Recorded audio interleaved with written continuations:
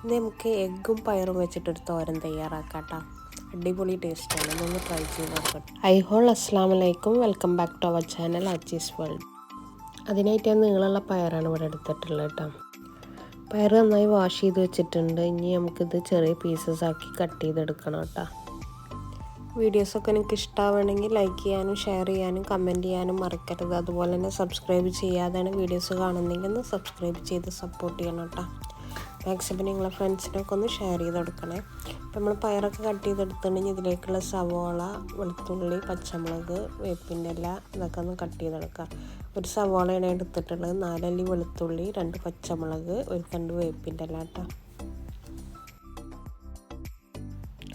സവോളയും വെളുത്തുള്ളിയും പച്ചമുളകൊക്കെ അരിഞ്ഞിട്ടുണ്ടെങ്കിൽ നമുക്ക് ഈ തോരൻ തയ്യാറാക്കാം. അതിനായിട്ടൊരു പാൻ വെച്ചിട്ട് അതിലേക്ക് 2 ടേബിൾ സ്പൂണ് വെളിച്ചെണ്ണയാണ് ഒഴിച്ച് കൊടുക്കണം കേട്ടോ. വെളിച്ചെണ്ണ ചൂടായതിന് ശേഷം ഒരു 1/2 ടീസ്പൂണ് കടുക് ഇട്ടിട്ടൊന്ന് പൊട്ടിച്ചെടുക്കുക. പിന്നെ ഒരു 1/2 ടീസ്പൂണ് പെരിഞ്ചീരകം കൂടി ഇട്ട് കൊടുക്കുക കേട്ടോ. രണ്ടും പൊട്ടി വന്നതിന് ശേഷം നമുക്കിതിലേക്ക് അരിഞ്ഞ് വെച്ച പച്ചമുളകും സവോളയും വെളുത്തുള്ളി ഇട്ടിട്ട് കുറച്ച് ഉപ്പ് ഇട്ടിട്ടൊന്ന് വാട്ടിയെടുക്കുക കേട്ടോ.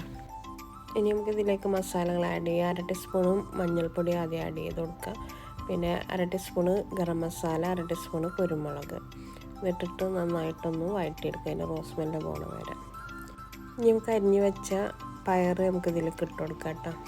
എന്നിട്ട് നന്നായിട്ട് ഈ മസാലയിലൊന്ന് മിക്സ് ചെയ്തെടുക്കാം കേട്ടോ.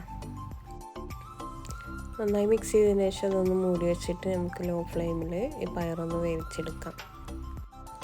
സാധാ പയറുപ്പേരി ഉണ്ടാക്കണ പോലെ തന്നെ, പക്ഷെ അതിൽ ഞാൻ സ്പെഷ്യലായിട്ട് ഒരു എഗ്ഗ് കൂടിയിട്ട് ആഡ് ചെയ്യുന്നുണ്ട്, അത്രേ ഉള്ളൂ. അപ്പോൾ പയറൊക്കെ വെന്തിട്ടുണ്ടെങ്കിൽ ഇതിലേക്ക് 2 എഗ്ഗ് പൊട്ടിച്ചിട്ട് അതിൻ്റെ മേലെ കുറച്ച് ഉപ്പും കുരുമുളകും ഇട്ടിട്ടൊന്ന് നന്നായിട്ട് ചിക്കി എടുക്കുക കേട്ടോ. അങ്ങനെ എഗ്ഗ് ചിക്കിയതിന് ശേഷം ഈ പയറിലേക്ക് മിക്സ് ചെയ്ത് കൊടുക്കുക. പയറും എഗ്ഗും വീട്ടിലുണ്ടെങ്കിൽ എന്തായാലും ഇതുപോലെ ഒന്ന് ചെയ്ത് നോക്കിട്ടോ, നല്ല ടേസ്റ്റാണ് കഴിക്കാനും.